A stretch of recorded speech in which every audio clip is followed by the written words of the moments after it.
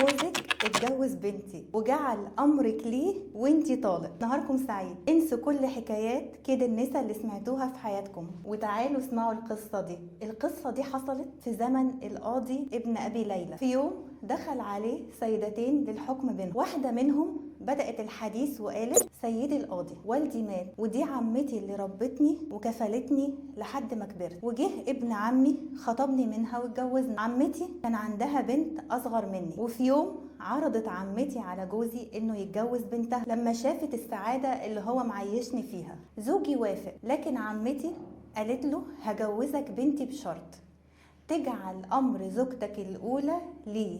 وافق زوجي على الشرط. وفي يوم الزفاف جت عمتي وقالت لي: جوزك اتجوز بنتي وجعل امرك ليه وانتي طالق. مرت الشهور ورجع زوج عمتي من سفر بعيد، وقلت له: يا جوز عمتي، تتجوزني؟